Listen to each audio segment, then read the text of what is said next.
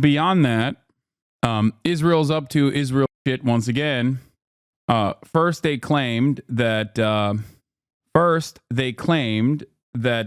were, gold nuggets under the Lebanese hospital, signaling that they would up the Lebanese hospital. But considering that Lebanon is not like Gaza, where there are actually Western journalists that can operate within Lebanon, in spite of the fact that they are still bombing like a UNESCO World Heritage Site in Tyre and all this other stuff, they're still endlessly and relentlessly, mercilessly bombing Lebanon, Beirut specifically. There was, however, video footage disproving the insane claims that they were making. Here it is. BBC Today were given full access to the hospital Israel is bombing because it says Hezbollah secretly stores its gold underneath. We're on level -2 in the Al Sahel hospital. The area just behind me is where medical waste is stored. Even that was opened up for us to have a look. The morgue was opened up.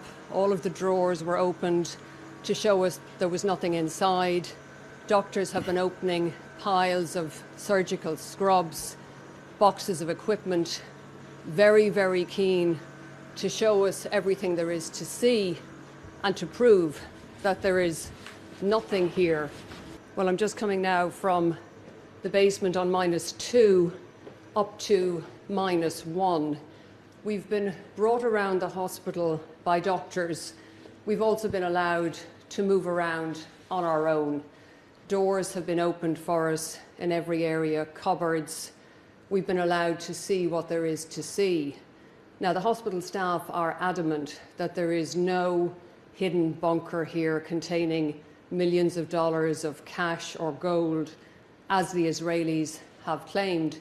They say this is just a hospital where patients were being treated last night and where they had to be evacuated from the emergency area at great speed because doctors were worried for the lives of the patients and also worried for the staff.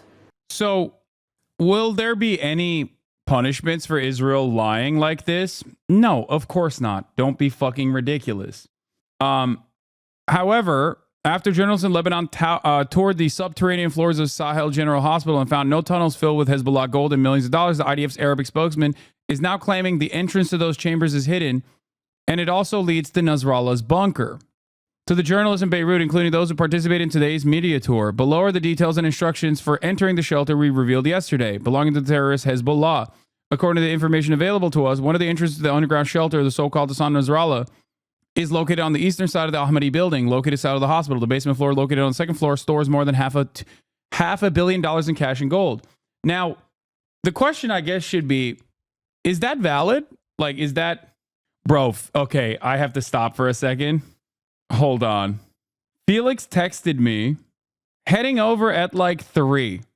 This was 20 minutes ago. I just saw on my Steam notifications on the bottom of my corner that he just logged on to War Thunder. Oh, that's so funny. No, he's fine. He's fine. He said he's doing it to get his daily reward. Okay, sorry. We're going to continue. The new event vehicle and yearly sales started. Give my man a break. He's buying his premium time. Anyway, yeah, we would like to emphasize that the entrance is hidden. They're like, no, you don't understand. We made a 3D printed, we made a 3D CGI thing. Okay. We made a 3D CGI render, so it's real, which warrants us bombing the hospital. We're going to bomb the hospital. You can't stop us. You are being anti-Semitic if you won't let us bomb the hospital. But that's not where this ends. Because while they're also simultaneously blowing up Beirut suburbs like a bunch of fucking violent madmen, they're also accelerating the actual, the additional genocide that they're doing in fucking Gaza, specifically in northern Gaza. Now, in the process of this accelerated genocide, the reason why I brought up the counter narrative The reason why I brought up the fact that when Western journalists are allowed to actually clarify that Israel is lying by directly going there and doing reporting, they can't really do that in Gaza. There's no Western journalists in Gaza that are allowed. There are, however, Palestinian journalists in Gaza, specifically in North Gaza. Israel has obviously killed hundreds of them, but there are still some that are operating in Gaza, in northern Gaza in particular. One of those is a person that I'm in contact with, a person that I have talked about before. Israel is now basically put out a hit on 6 of them.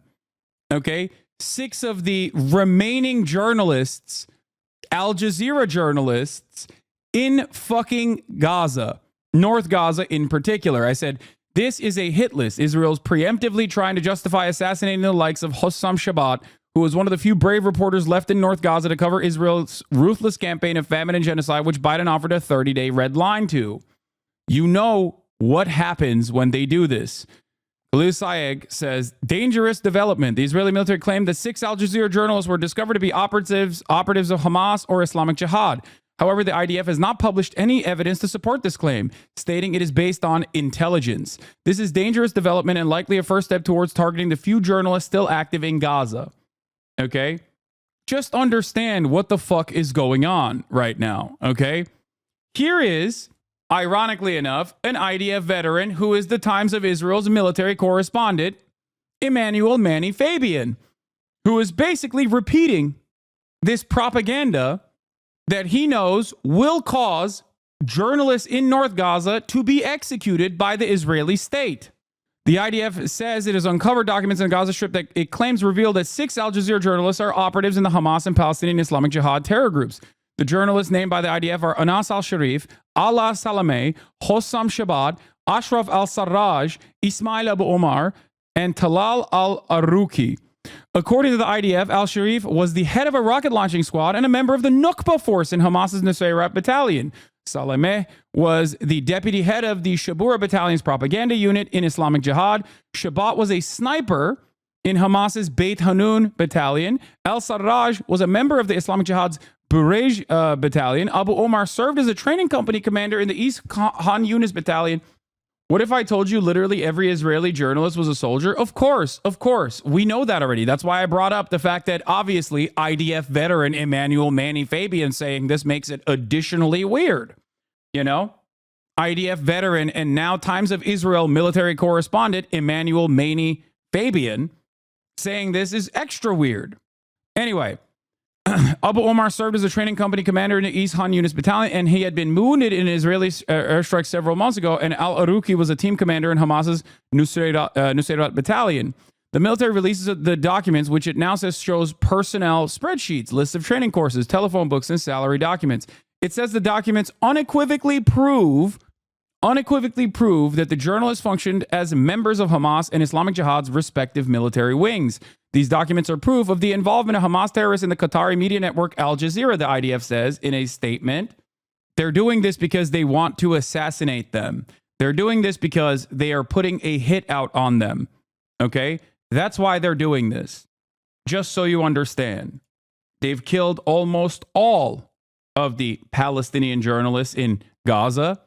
There are very few that remain. The IDF says that the named journalists are spearheading the spread of Hamas propaganda on Al Jazeera, especially in the northern Gaza Strip. Why especially in the northern Gaza Strip? Specifically because the northern Gaza Strip is where they are pummeling. They are currently starving the North Gaza Strip. One of the things that Hossam has done time and time again is speak out against the lies of humanitarian aid being received by the people. Here is one of his last reports. Northern Gaza is being wiped out completely. The north is now being entirely evacuated, and in the late hours of the night, the occupation army is forcing thousands of families from displacement centers and their homes to leave and flee via Salal al-Din Street. In these late hours of the night, And in this severe cold, people are now sleeping on the ground, with the sky as their only cover, sitting on the roads now, on Salah al-Din Street, not knowing where to go. After the displacement centers have become overcrowded with displaced people, families are now, at these late hours of the night, on the streets and the roads after 19 days of siege and extermination. People are now on the streets, not knowing where to go or where they will sleep tonight. I don't know what to say, but the Committee to Protect Journalists is ringing the alarm bells once again. The Committee to Protect Journalists is aware of the accusations made by the IDF against several journalists in Gaza, accusing them of being members of militant groups. Israel has repeatedly made similar unproven claims without producing credible evidence.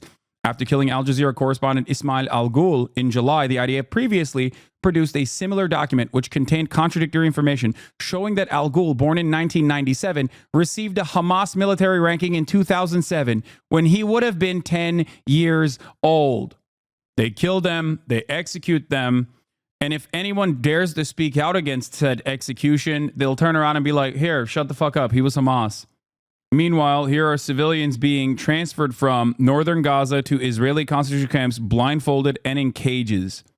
Similar sights occurred during the Nakba, by the way.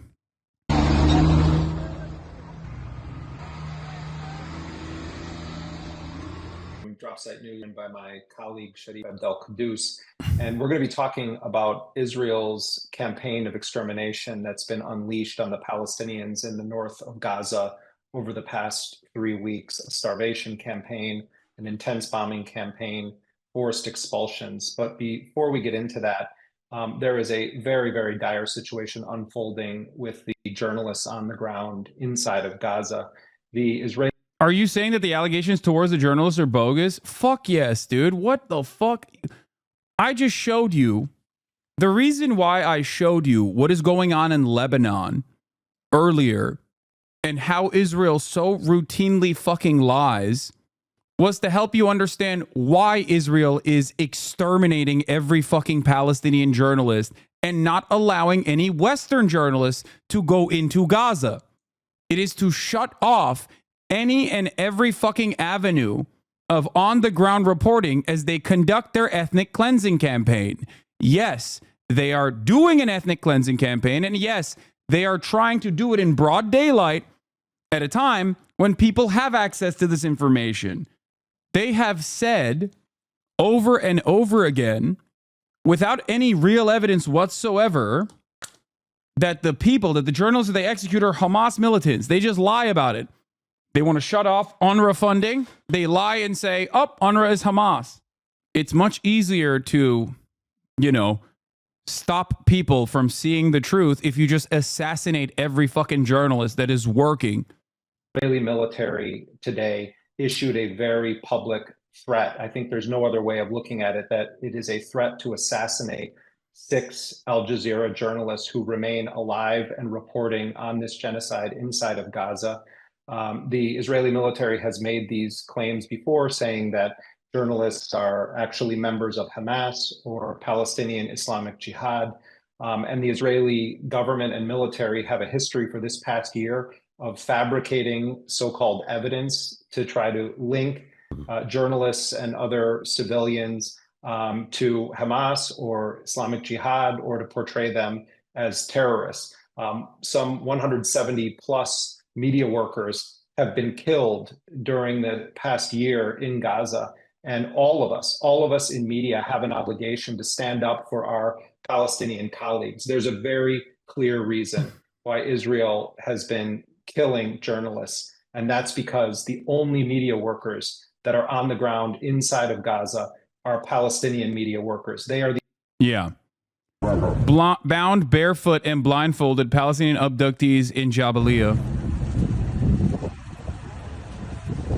What does this look like to you, man?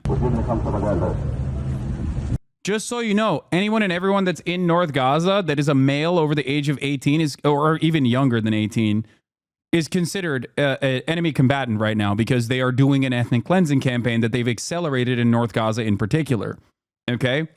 If you're over the age of 16 and you haven't been destroyed by Israeli bombing campaigns, the soldiers come in, they line you up, they blindfold you, they bound your fucking feet, or they bound you, and then they march you in a death march to take you to a fucking concentration camp.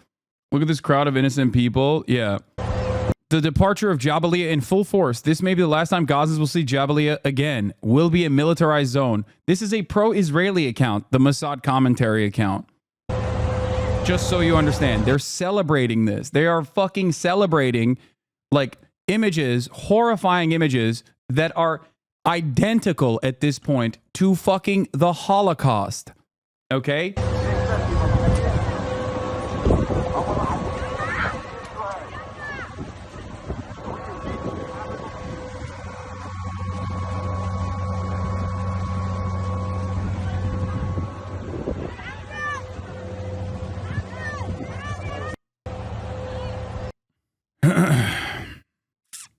I don't want to bring up the drama, but if your detractors don't mention any of the horror, I will have negative respect for them. Yeah, yeah, fuck the drama, okay? This is why I don't fucking talk about the drama itself and talk about what matters. This is what matters, okay? Yeah, it is not, I'll say this much. It is not shocking, nor is it surprising that so many Keemstar adjacent, supposedly quote-unquote centrist commentary channels that love drama have said not a single fucking thing about Israel-Palestine. That's too complicated for them. But they only tangentially offer coverage when there's time to just shit on prominent pro-Palestinian voices. I think they are, in the most cowardly way possible, letting their opinion be heard. Okay? That's it. Fuck all of that noise. Here comes the Jew hate again. Really? You see this. By the way, a Jewish person is posting this from fucking Israel, criticizing this, and your immediate answer to this, your immediate answer to looking at this is Jew hatred? What the fuck are you talking about? What the fuck does this have to do with Jewish people? Nazis look at this and go, Jews are responsible for this. And it seems so do ultra-Zionists. So do Zionists in general. One day, people will understand that me separating Zionism and Judaism is not because of anti-Semitism. It's the exact opposite. It's because Zionism is anti-Semitic. You have to be completely blinded to assume that people don't recognize, people don't see these images and think, wow, this is really fucked up. You have to be blinded when you see all of this and you then personally associate this with Judaism, and in some fucked up way in your mind, this is to defend Jews? Like, are you insane? It would be akin to me watching an ISIS beheading video and being like, that is for Islam. And if you criticize that, you are Islamophobic. What the fuck? But I think many people are confused by where this association comes from, especially in the Western world. And I think, oh my God, Kaya is so loud with her snoring right now. It is crazy. Let me see if I can, let's see if you can hear it. No, you can't hear it. Never mind. Anyway.